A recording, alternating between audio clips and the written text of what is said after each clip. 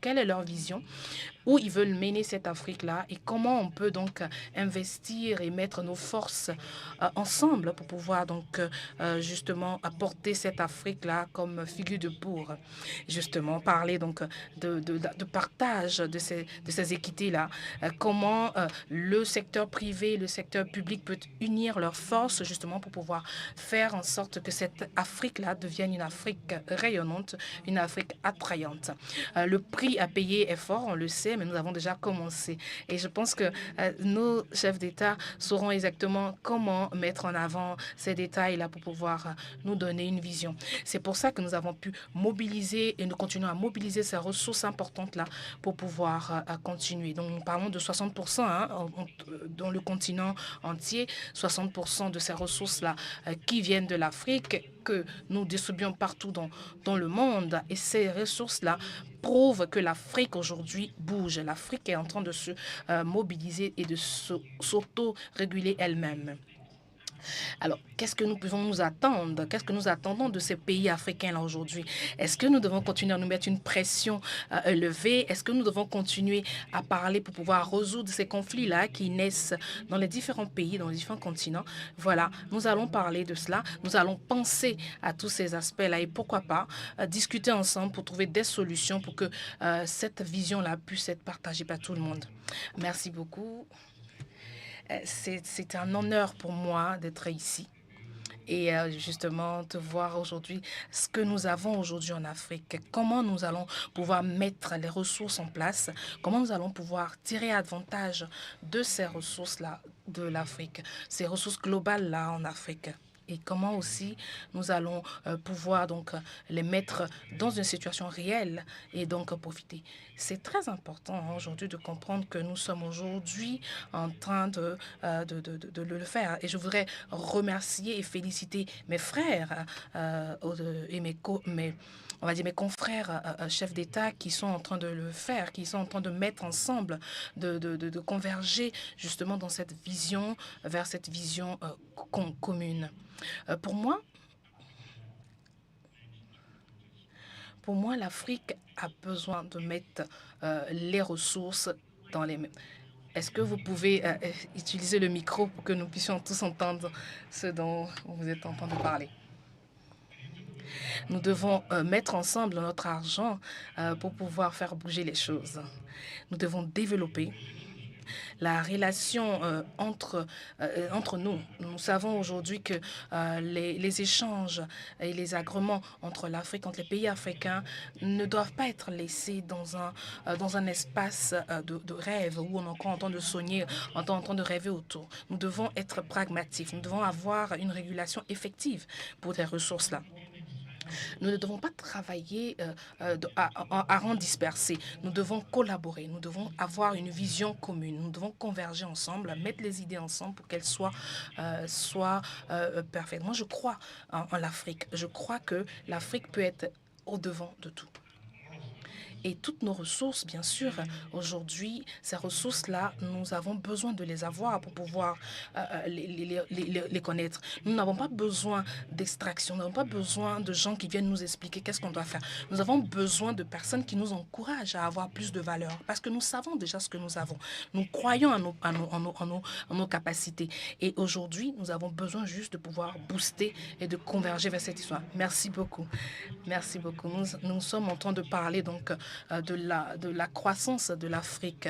Et président Oligui, président du Gabon, je pense que je vous poserai la même question, la question centrale, qui est celle donc l'Afrique peut-elle tirer parti de ces alliances continentales? Est-ce que pour vous, ça sera un peu plus difficile pour vous de nous préciser un peu sur ce sujet-là? Comment vous voyez cet aspect-là? Qu'est-ce que vous pouvez nous dire de plus selon vous? Est-ce que nous sommes dans des temps difficiles par rapport à ça? Merci, Madame la journaliste, pour cette question. C'est avec beaucoup d'enthousiasme que je prends part à ce panel de haut niveau de chefs d'État.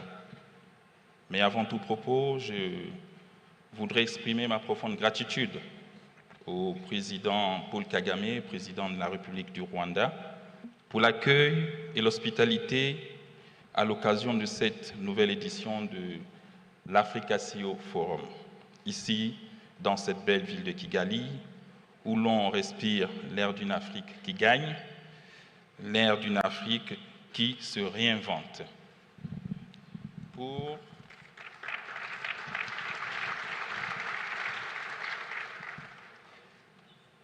Messieurs les chefs d'État, chers frères, Mesdames et Messieurs, les chefs d'entreprise et investisseurs potentiels, Mesdames et Messieurs, je souhaite partager avec vous ma vision sur le thème à l'ordre du jour.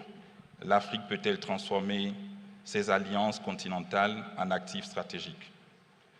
Ce thème, tel que posé aujourd'hui, au regard des alliances et partenariats stratégiques déjà mis en œuvre, depuis nos indépendances, n'est pas nouveau pour l'Afrique. L'expérience de la compagnie aérienne Air Afrique ou de notre radio panafricaine Africa numéro 1, pour ceux qui s'en souviennent, ont été la plus belle matérialisation des alliances africaines. Mais où en sommes-nous aujourd'hui?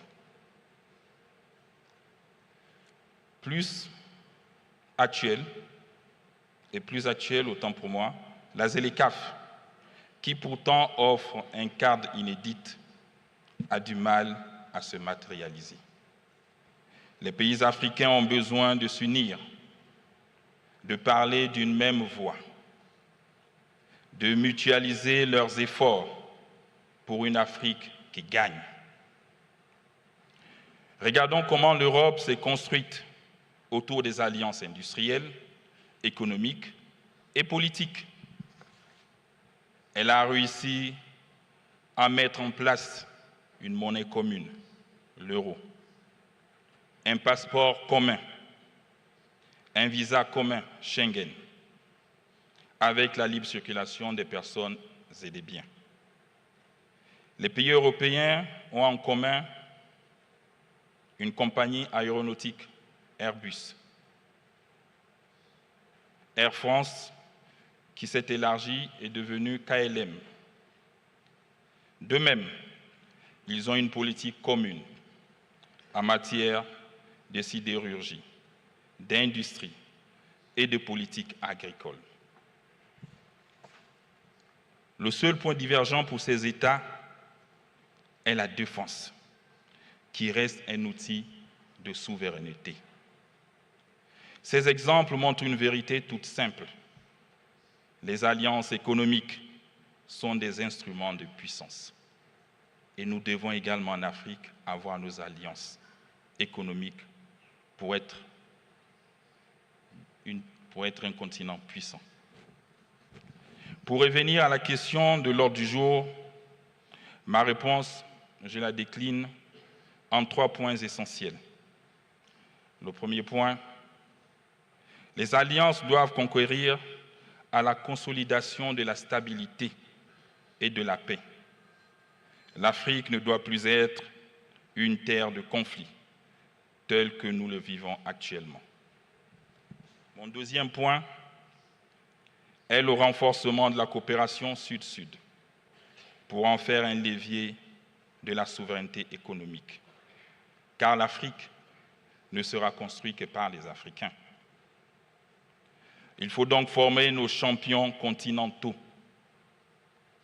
Nous avons déjà des entreprises nationales chez nous, telles que CNH Garment au Rwanda, qui fait dans le domaine de la fabrication du textile, SIFCA dans le domaine de l'agroalimentaire en Côte d'Ivoire, Mika Service dans le domaine du BTP au Gabon, Sara dans le trading des produits pétroliers au Nigeria. Nous avons également Dangote dans le BTP et le raffinage des produits pétroliers au Nigeria. Nous avons la Sonangol en Angola dans l'extraction et le raffinage des produits pétroliers. Nous avons également Arab Contractor dans les routes, les ponts et les ports en Égypte, pour ne citer que cela. Ce sont autant de sociétés africaines qui se sont forgées d'elles-mêmes, puis accompagnées par leurs États, et qui attendent aujourd'hui que l'Afrique fasse d'elle des firmes multinationales, capables de rivaliser avec les autres. Donc nous devons nous réunir pour pouvoir tous accompagner ces sociétés, pour rivaliser avec Total et autres sociétés européennes. Nous devons créer des joint ventures entre les entreprises africaines, favoriser la circulation des capitaux et des compétences intra-africaines, accélérer la construction des infrastructures interrégionales, à l'image du corridor de Lobito. Mon troisième point, c'est de tenir un dialogue ferme, franc et respecter nos engagements. En effet, l'Afrique doit sortir de la logique des discours pour emprunter le chemin des actions concrètes. Notre continent dispose des plus grandes réserves de matières premières au monde. Nous ne devons pas accepter de les brader. Comme le disait le président du Nigeria ici présent, nous devons nous entendre tous sur la transformation locale de nos matières premières, ici sur notre continent. Et c'est sans équivoque. C'est quelque chose que le Gabon a mis dans sa politique de développement. Et nous n'allons pas reculer, quels que soient les obstacles, devant ces pays occidentaux qui refusent de transformer ici chez nous. Thank you. So... Alors, comme je vois, hein, vous avez donné vraiment des points très, très précis. Merci beaucoup pour votre intervention précise. Alors, on reviendra vers vous, bien sûr, pour que vous ampliez encore plus sur ces détails-là. Mais merci beaucoup. Alors, des pays comme le Gabon sont aujourd'hui très indépendants au niveau, quand on parle d'export-import. Et l'Afrique, aujourd'hui, est très, très, très engagée sur les termes et les domaines d'export-import. Et nous sommes aujourd'hui très fiers de pouvoir importer même encore exporter nos produits locaux. Alors, des pays comme le Gabon, avec 3,6% de millions d'habitants, comment on peut parler aujourd'hui d'industries comme le minerai, comme la raffinerie, comme le Nigeria le fait déjà, avec Dangote, avec d'autres entreprises. Est-ce qu'aujourd'hui, ces raffineries-là ont vraiment besoin de pouvoir s'imposer? Et oui, effectivement, aujourd'hui, je pense que quand on regarde un peu sur l'échelle africaine, hein, c'est très important parce que vous voyez que c'est la raffinerie, c'est le pétrole, c'est le gaz qui sont la cause de certains conflits. On a l'exemple hein, avec le détroit d'Ormuz, mais aujourd'hui, on a besoin que l'Afrique elle-même soit, on va dire, autonome, qu'on puisse produire nous-mêmes. Donc, ces raffineries-là sont des points importants pour le développement de l'Afrique. Des raffineries comme celle de Dangote sont des raffineries, des championnes, on va dire, des championnes nationaux qui aujourd'hui arrivent à drainer justement et accompagner justement l'Afrique dans ce domaine-là. Elles accompagnent, on a besoin et on doit accompagner ce genre d'entreprise-là pour qu'ils soient toujours aussi compétents et qu'ils aient le succès qu'il faut.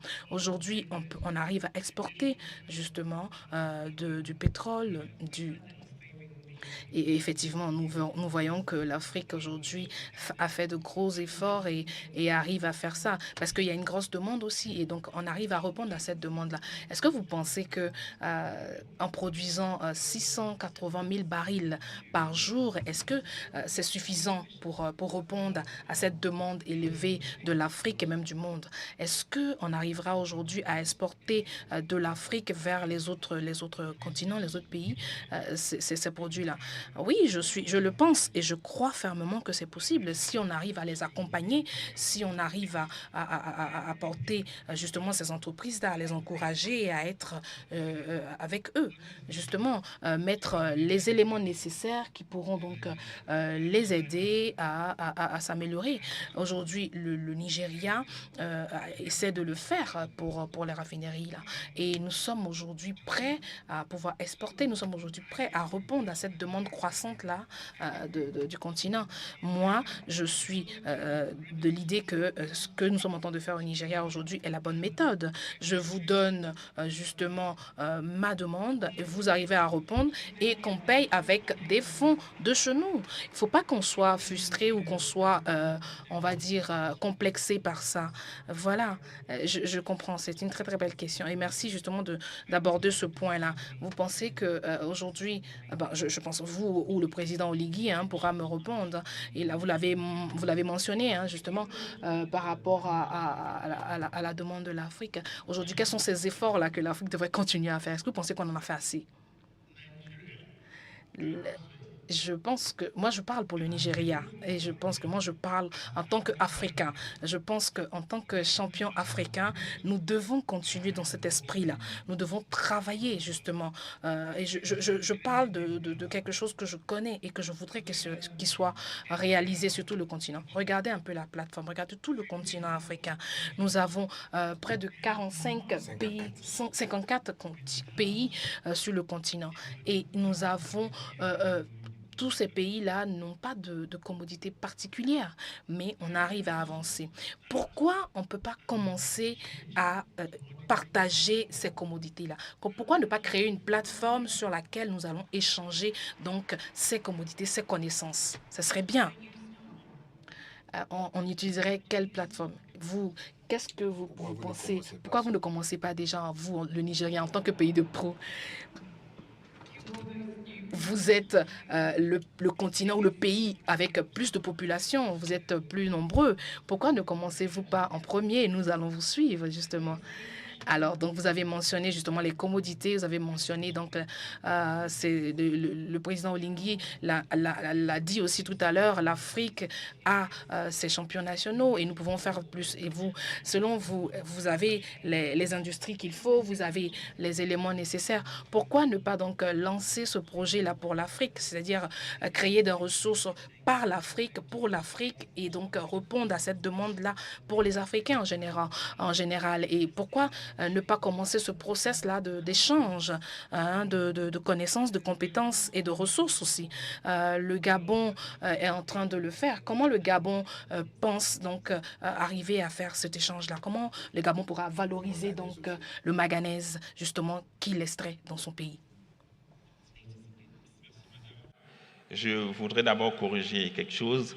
Le Gabon, ce n'est pas 3 millions d'habitants, c'est 2 500 000 habitants, donc 500 de moins. I said 2.6. Nous sommes un grand pays, mais petit par sa population. Et ce qu'il faut chez nous, c'est renforcer le capital humain, amener les jeunes à travailler. La guerre aujourd'hui en Iran, dans le détroit d'Ormuz, devait tous nous interpeller à travailler 2 fois plus. Les coûts du pétrole augmentent. Je ne suis pas de ceux qui disent le malheur des uns fait le bonheur des autres, mais je pense que c'est une situation que l'Afrique peut profiter aujourd'hui. C'est de produire tous les barils nécessaires que nous avons sur nos territoires et pour se faire le maximum d'argent afin d'investir pour les générations futures. Et je l'ai dit à mon directeur ou à mon ministre du pétrole, je veux que les productions augmentent. Et elles doivent augmenter. On doit profiter de cette situation pour pouvoir payer notre dette, ce que nous devons, et pouvoir aussi investir pour les jeunes, la construction des hôpitaux, des écoles et autres. Pour ce qui est du manganèse, nous avons le manganèse qui dispose de la meilleure teneur au monde. Et nous produisons le manganèse il y a 60 ans que nous produisons le manganèse. Jamais on ne l'a transformé chez nous. Donc c'est une matière première qui se vend ailleurs. Et jamais nous n'avons été également décideurs. Et aujourd'hui, ce que nous voulons, c'est que ce manganèse soit transformé. Nous ne voulons plus nous contenter des dividendes. Je m'excuse du terme, les dividendes, c'est une moquerie pour des gens qui exploitent chez vous et qui vous donnent un chèque des dividendes. Vous ne savez pas comment ils ont été calculés, ces dividendes. Nous ne sommes même pas au capital d'administration de cette société qui exploite chez nous. Donc, elle extrait, elle exporte, elle vend, et en fin d'année, on vous amène un chèque. What? Qu'est-ce qui a été vendu? Quelle était la valeur de ce qui a été vendu? Et aujourd'hui, c'est mon combat. Je le dis, je ne chasse personne, mais au Gabon, nous avons changé de paradigme.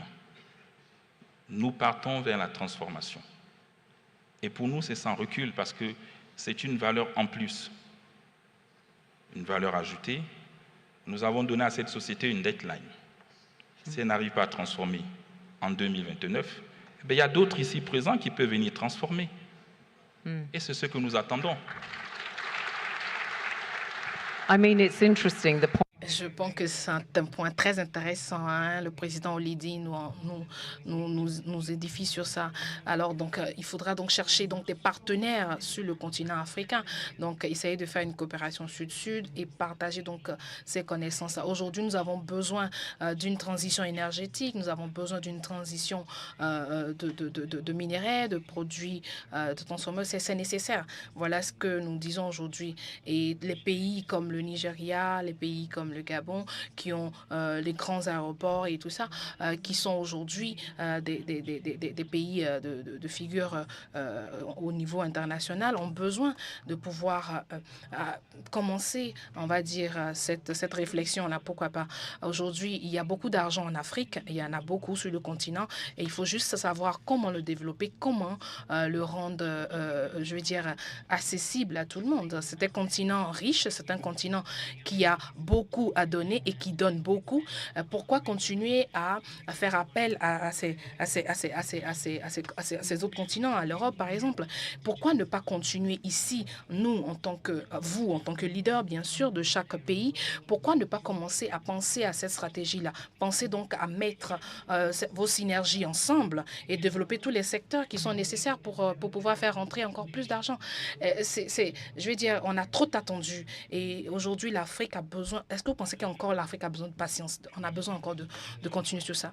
Alors, je suis d'accord avec. Je pense que les investissements aujourd'hui doivent être encouragés. Aujourd'hui, nous avons besoin de transférer ces compétences. Nous avons besoin, comme vous l'avez dit tout à l'heure, hein, bien sûr, de mettre tous ces éléments ensemble et penser que les Africains doivent penser eux-mêmes. Ils doivent être sûrs, ces Africains-là, nous les Africains, doivent être sûrs de pouvoir mettre ensemble leurs ressources et commencer à aller au-delà de ça. Aller négocier ensemble pour on va dire pour les accès, hein, pour pouvoir avoir plus de ressources à distribuer. Parce que franchement, nous ne sommes pas en train de parler de finances, nous sommes en train de parler au niveau international de nos ressources.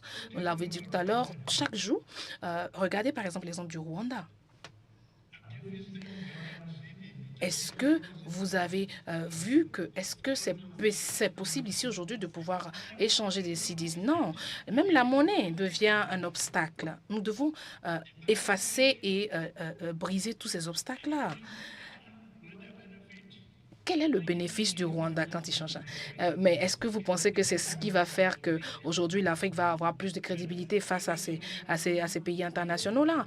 Nous avons besoin donc de pouvoir briser la barrière monétique, vous pensez aussi, ou de changer? Oui, je pense que oui. Nous avons besoin de développer ces institutions financières-là et venir en Afrique avec une ouverture sur les Africains qui travaillent et qui veulent faire avancer l'Afrique. Personne ne peut aujourd'hui prendre le métal du Nigeria et lui donner une valeur qui n'a pas été donnée par le Nigeria lui-même. Personne ne peut le faire. Donc aujourd'hui, je pense que nous devons continuer bien sûr à développer nos minerais nous-mêmes, fixer nos coûts nous-mêmes. Je peux produire, comme le président Olingi l'a dit tout à l'heure, je le produis et c'est quelqu'un d'autre qui va l'exploiter et qui va venir me fixer les coûts, les dividendes. Non. Ça ne doit pas être comme ça. Alors, les minéraux africains aujourd'hui permettront à ce que l'Afrique devienne puissante, devienne riche. Ce que Total et Shell font, nous devons aussi évaluer comment ils le font et pouvoir le faire nous-mêmes. Mettre ça sur une balance et voir ce qui est fait. Aujourd'hui, l'Afrique est capable de pouvoir le faire.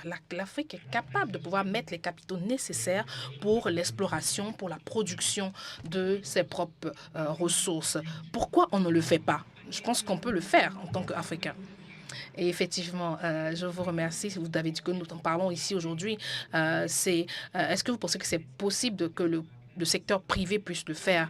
Est-ce que nous avons besoin aujourd'hui, ou ces secteurs privés-là aujourd'hui, est-ce que vous pensez qu'ils ont besoin d'un petit appui, d'un petit accompagnement des différents gouvernements? Nous parlons des pays africains, nous parlons donc d'expansion, nous parlons de champions nationaux, mais sur cet aspect-là, sur ce thème-là précisément, est-ce que vous pensez que le capital a besoin d'être sécurisé? Est-ce que vous pensez que le florissement de l'Afrique doit forcément passer justement par le secteur privé? Oui, on l'a dit, c'est bien, je suis d'accord.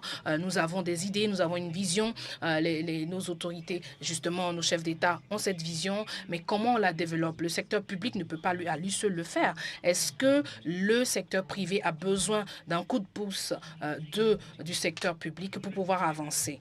Moi, je suis d'accord, je le fais déjà. On le fait déjà, on le fait déjà. On l'a déjà dit, ça va de pair. Voilà. Si on donne les ressources nécessaires au secteur privé, bien sûr, ils pourront investir dans le pays, ils pourront transformer les choses. Ça ne sera plus un coup de chance, mais ça sera une action qui a été pensée, qui a été programmée, ça sera une stratégie qui sera mise en place. Donc, on pourra produire autant qu'on le veut et donc rapporter donc les fonds et la richesse au continent. Nous devons être transparents, nous devons être ouverts, nous devons être concrets, justement. On doit mettre en place et on doit montrer nos capacités intellectuelles. Ce n'est pas seulement que ça, ce sont ces capacités intellectuelles-là aujourd'hui qui vont pouvoir faire bouger les choses. Alors, vous avez donné votre point de vue par rapport au Nigeria. Laissons donc le président Oligui donner lui aussi son point de vue sur ce sujet-là, justement, parce que vous avez parlé de Dangote tout à l'heure par rapport aux raffineries, mais là, on va passer aussi pour reprendre son point. Il y a l'adage africain qui dit que pour aller plus loin, il faut aller ensemble. Seul, on n'y arrive pas. Donc je pense que le secteur privé, tel que je viens de le citer, a besoin de l'accompagnement du secteur public. C'est ensemble que nous allons réussir. Et ces secteurs privés, tels que je le citais, Dangote, Sarah et les autres, aujourd'hui, qui font des efforts à leur niveau et qui sont là, qui réussissent ce qu'ils font, ils ont également besoin à ce que les chefs d'État africains les accompagnent pour qu'ils deviennent des grandes firmes multinationales. Et également, il n'y a pas que l'État aussi. Il y a aussi nos banques africaines. Il faut savoir investir, accompagner nos entrepreneurs avec les taux minimes, des taux très bas, pour que le secteur public, privé, puisse également se développer. Parce que lorsqu'on va emprunter en Europe, c'est avec des taux élevés. Mais on a de l'argent ici sur place chez nous en Afrique. Pourquoi laisser nos entreprises aller emprunter avec des taux élevés et venir réaliser des travaux qui vont nous coûter 2 fois plus cher? Donc nos banques ici doivent également faire des efforts pour accompagner ces entreprises. Mais toujours est-il aussi qu'il faut lutter contre la corruption. Il faut de la transparence à chaque niveau. Parce qu'avec la corruption, l'Afrique ne pourra pas changer. Et nous devons lutter ensemble pour combattre ce fléau. You need that good. Vous avez justement pour ça une très bonne gouvernance et nous sommes d'accord. Moi, je suis d'accord avec vous. Je vous remercie déjà pour cette... comment vous pensez qu'on pourra mobiliser justement ces ressources-là pour pouvoir faire avancer tout ça en Afrique? Comment on fait pour arriver à ce 6% de plus que nous voulons atteindre? Comment vous pensez la transition devra être pour pouvoir continuer dans toute l'Afrique? Aujourd'hui, à Lagos, nous parlons du leader de l'économie en Afrique, hein, justement. Et donc, pour ne pas nous lancer des fleurs, mais je le dis clairement. Alors, je sais que l'expérience du Nigeria est très, très, très encourageante. Mais moi, quand je pense, je parle en connaissance de cause, bien sûr. Donc, je sais que le Nigeria aujourd'hui peut être figure de proue dans ce domaine-là. Bien sûr, merci beaucoup. On apporte toujours de l'eau à son moulin, c'est normal. Mais aujourd'hui, sincèrement et clairement, comment vous pensez qu'on peut mobiliser toutes ces ressources-là? Comment les gouvernements peuvent justement encourager et accompagner justement le secteur privé pour pouvoir développer lever ce genre de fonds, en fait, comme on l'a dit. Aujourd'hui, on a besoin justement que les barrières linguistiques puissent être brisées.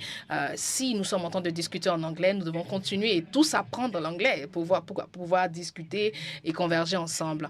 Nous devons être capables de pouvoir payer pour nos ressources que nous ne demandons pas pour prendre des prêts, mais bien sûr pour pouvoir développer les compétences de chaque citoyen, de chaque Africain, et de faire croire, de donner la force à ces individus-là et croire en eux. Il faudra payer justement pour pouvoir faire avancer. C'est ce que nous faisons aujourd'hui au Nigeria. Chacun paye ses taxes et il contribue. Si un citoyen paye les taxes, si une entreprise ajoute de ses impôts, bien sûr, elle encourage l'État à continuer à investir dans le secteur privé. Et ça, c'est clair. Le secteur public est de l'État, mais le secteur privé a besoin de payer ses taxes pour que ça puisse continuer. Nous avons mis une stratégie en place et cette stratégie-là doit être respectée. Cette stratégie est respectée pour le développement. On a besoin de ça. Il faut que les Africains soient disciplinés. Il faut que nous, les Africains, nous soyons justement corrects. Quand on nous dit de payer les taxes, on les paye les taxes. On sait qu'on les paye pour un but bien précis. Justement, Monsieur le Président, vous êtes en train de me dire que nous pouvons donc lever les fonds juste avec les taxes, hein. C'est vraiment une idée à ne pas sous-estimer. Alors, je voudrais aborder un autre sens. Quand nous parlons donc du secteur, comme le président Oligui l'a dit tout à l'heure, le secteur privé a besoin d'être accompagné par l'État et comment lui, il a commencé aujourd'hui avec cette stratégie-là au Gabon. Comme il a dit tout à l'heure, il entend de transformer le Gabon. Est-ce que vous pensez que c'est une très belle stratégie? Est-ce que vous pensez, président Oligui, que vous devez continuer sur cette lancée-là? Tant que les choses marchent pour le Gabon, je pense que c'est une très belle stratégie et nous allons continuer sur cette lancée. C'est d'accompagner le secteur privé. On l'accompagne également dans les réformes et dans les lois. Dans les réformes et les lois, il faut amener l'opérateur à pouvoir investir également chez vous. Nous avons revu notre code minier, notre code pétrolier, le code sur les impôts et demander aux opérateurs de payer les taxes. Oui, nous avons aussi mis en place des exonérations pour accompagner toutes ces sociétés qui exercent chez nous. Des exonérations à hauteur peut-être de 25%, exonération de douane que nous avons mis en place pour tous ceux qui viennent réaliser également chez nous. Mais l'État fait encore plus. Je me souviens, au début de la transition, lorsque nous avons décidé de nous réapproprier notre pétrole et de racheter les actifs de Assala. C'est d'abord la volonté d'un homme, ma volonté, qui est devenue ensuite une volonté politique. Et nous nous sommes tous mis derrière en disant, il n'est plus question que notre pétrole soit géré de l'extérieur et par certaines compagnies. Et nous avons entendu et nous avons exercé notre droit de préemption sur ce qu'il fallait avec une société américaine pour récupérer 58% de nos actifs pétroliers. Et nous l'avons fait. Donc si l'État a la volonté de faire les choses, on y arrive. Il faut juste un peu de courage. Et c'est ce que nous devons avoir tous en tant que leaders. Okay, so we've talked about Donc, nous avons parlé donc d'industrie, de mines, de pétrole et toutes ces ressources-là aujourd'hui que vous arrivez à mobiliser dans vos différents pays sur le continent africain et justement comment pouvoir investir pour accompagner en Afrique ces genres de projets de valeur. Nous devons aujourd'hui continuer à réfléchir à échelle par rapport à l'agriculture, par rapport aussi à notre ressource qui est donc importante pour l'Afrique.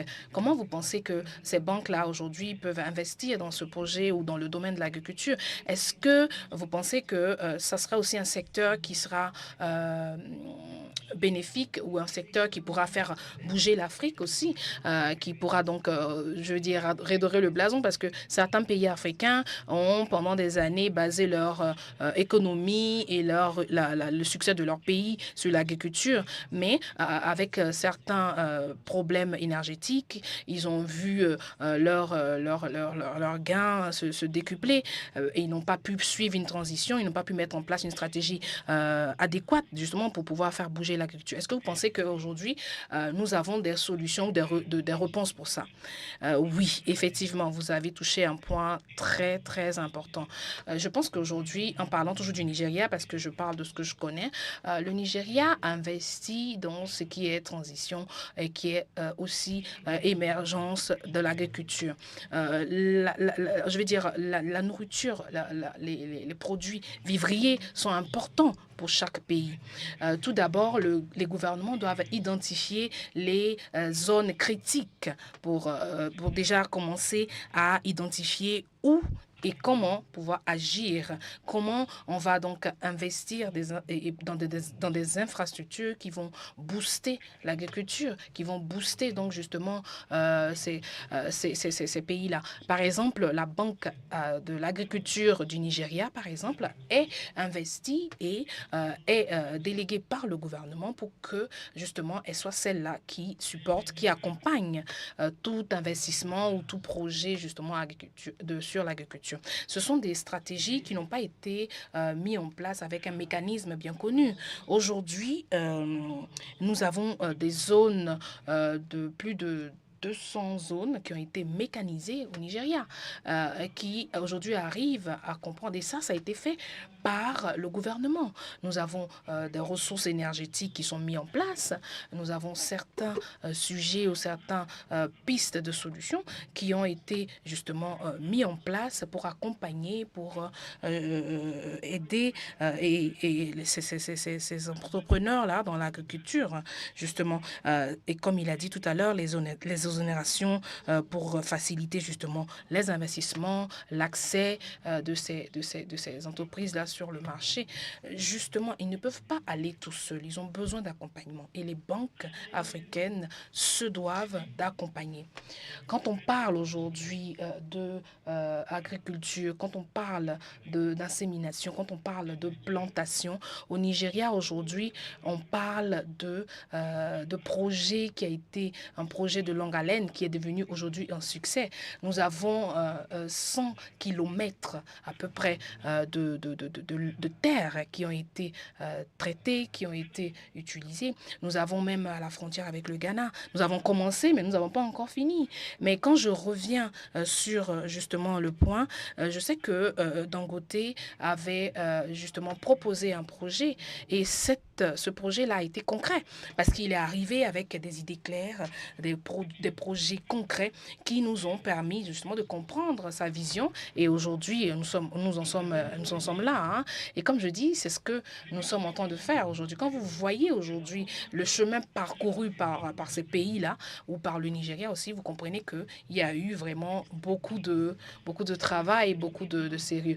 Et merci beaucoup. Vous avez parlé donc d'infrastructures, nous avons parlé donc de projets, de stratégies par rapport à ces investissements-là. Et vous avez même parlé du corridor entre le Nigeria et le Ghana. Justement, ce sont tous des beaux projets. Nous allons évoquer aussi celui de la Zambie, par exemple. Monsieur le Président, en termes d'infrastructures, l'Afrique a encore beaucoup de chemin à faire hein, sur ce domaine-là. Mais vous savez, quelles sont les résolutions qui ont été prises? Quelles sont les résolutions que l'Afrique devait prendre, voilà, pour pouvoir démontrer que aujourd'hui elle est prête à évoluer par elle-même et par ses propres forces. Est-ce que vous pensez que ça peut être une solution, je veux dire, dans l'infrastructure, dans la raffinerie, par exemple? Merci. Nous avons beaucoup investi dans des infrastructures. Mais quand on parle d'infrastructures également, après il faut parler d'énergie, il faut parler d'électricité. Parce que les deux vont ensemble. L'énergie aujourd'hui, c'est le développement. L'énergie, quand vous apportez de la lumière dans un village, le tout change. Vous pouvez avoir une raffinerie, si vous n'avez pas d'énergie, elle ne va pas fonctionner. Donc je pense que là aussi, il faut mettre l'accent sur l'énergie. Et pour notre cas au Gabon, comme vous étiez en train de parler de l'agriculture, nous sommes en train de faire cette transition énergétique. Une transition énergétique qui va nous amener vers l'agriculture, parce que nous importons plus de 70% de ce que nous mangeons au Gabon. Ça vient des pays amis. Et aujourd'hui, nous sommes en train de mettre en place une politique pour la réservation des terres. Nous avons des terres agricoles. Et nous demandons à tout le monde de venir investir parce que c'est encore un champ qui est vastement large, où on peut facilement investir. Nous avons pris une décision de mettre fin à l'importation de poulets de chair, de pouvoir produire localement notre propre poulet de chair.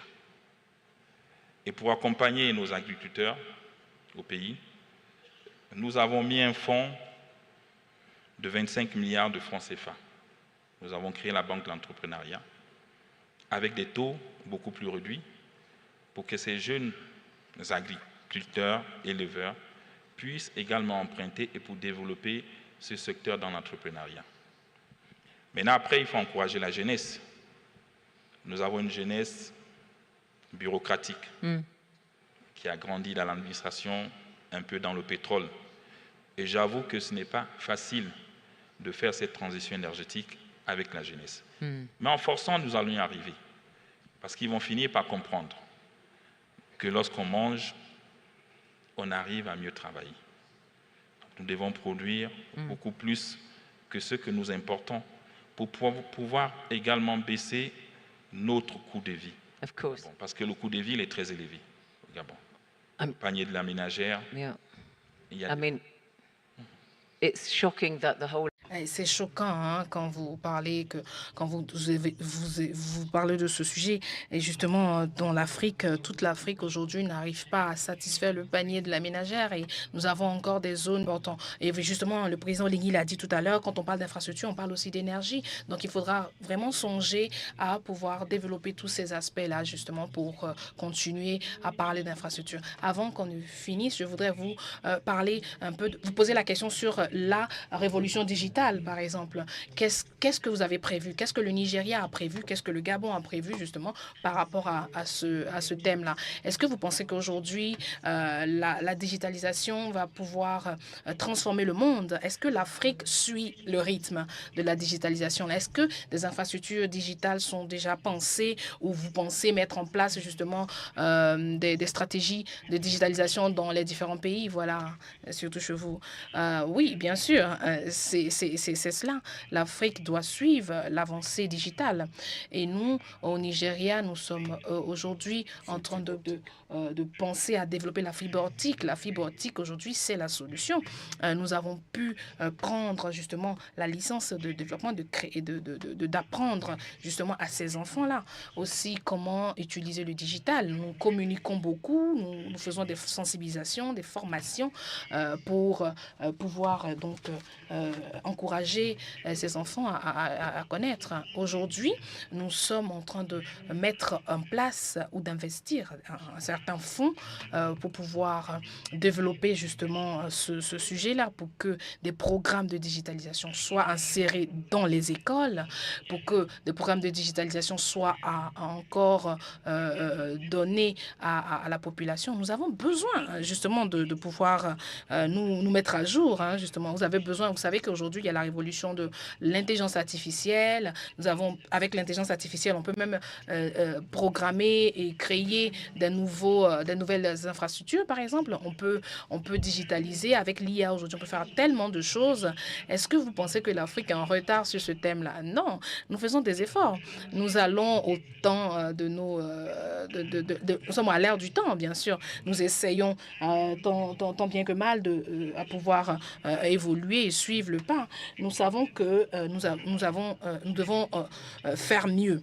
Et aujourd'hui, notre gouvernement est en train de mettre en place, comme j'ai dit, ce fonds-là pour aider la télécommunication, pour pouvoir investir sur la formation et l'apprentissage donc de l'intelligence artificielle, sur des institutions financières aussi qui nous aident.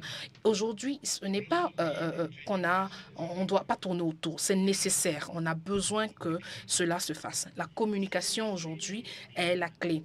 Alors, je veux dire, vous avez donc mentionné justement pour la liberté des infrastructures en Afrique.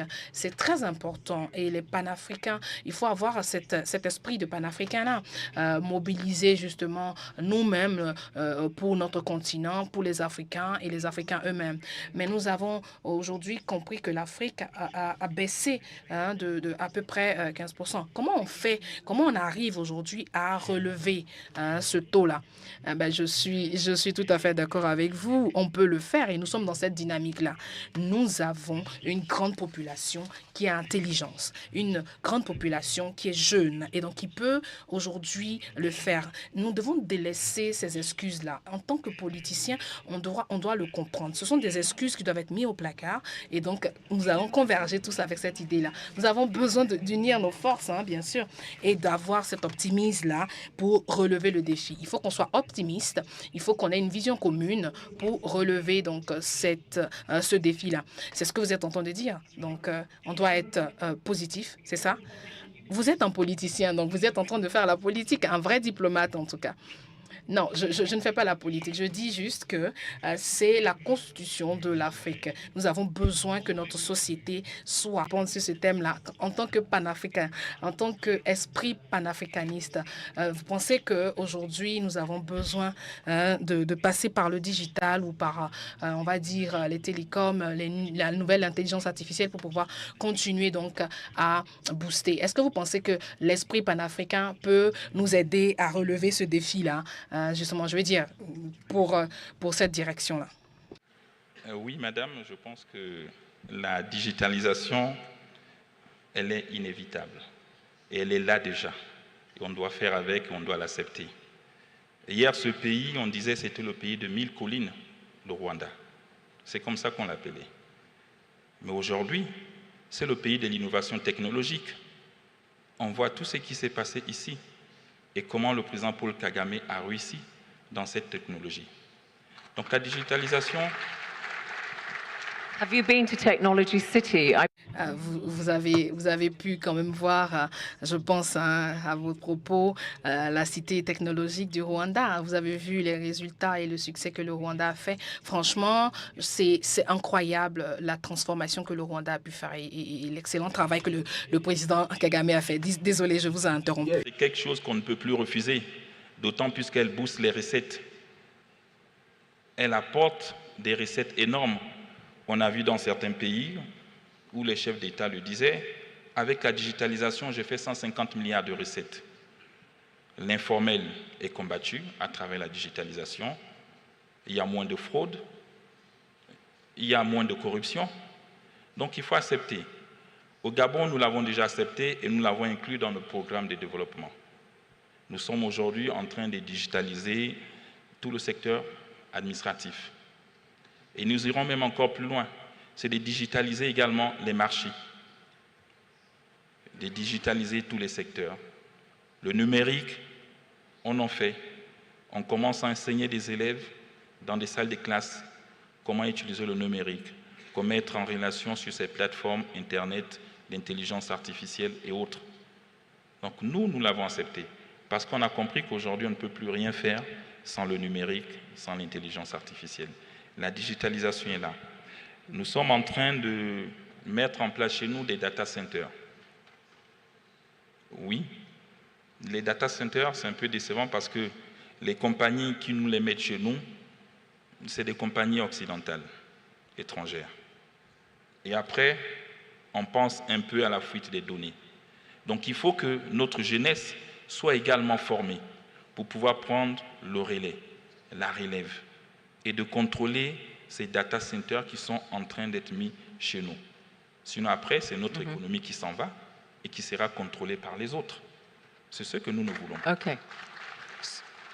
So if I Donc, merci beaucoup pour ces questions. J'ai une dernière question pour vous deux.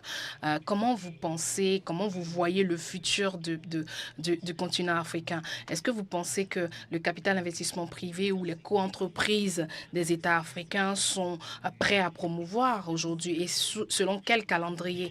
Est-ce que vous pensez que ce soit cette co-entreprise-là qui va être, on va dire, la clé de la réussite de l'Afrique?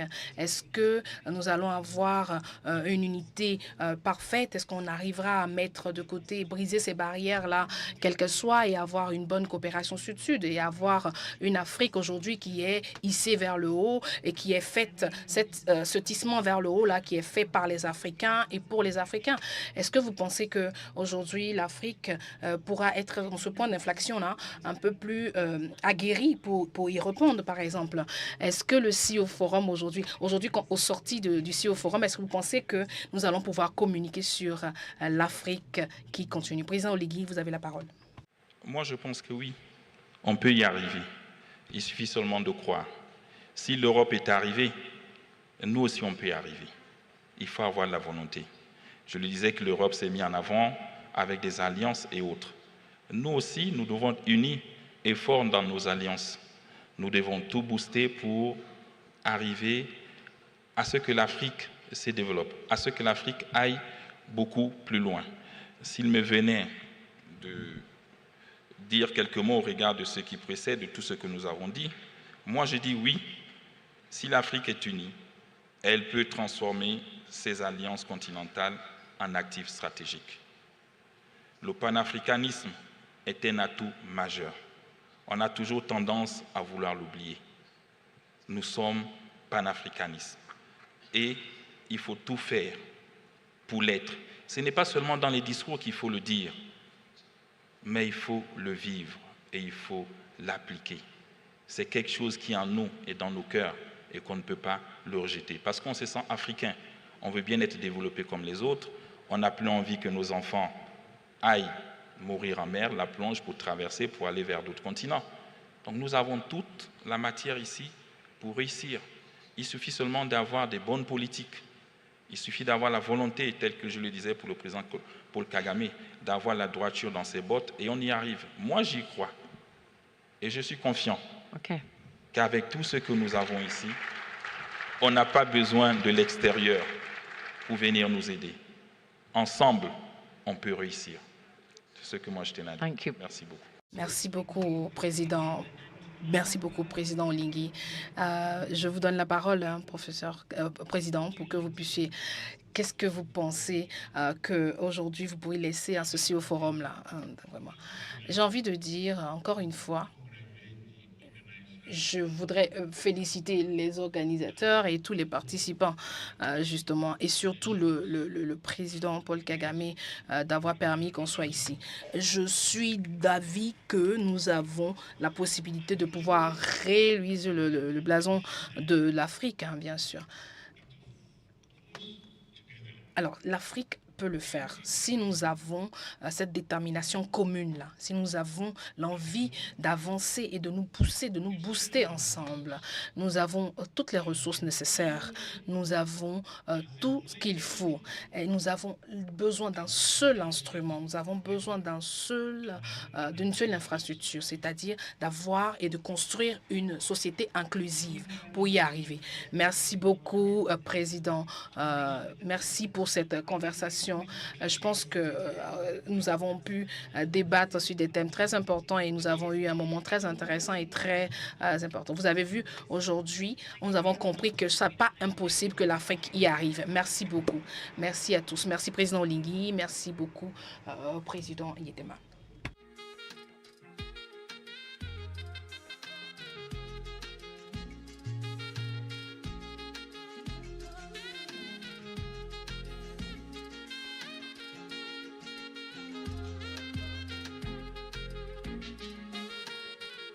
And I suppose.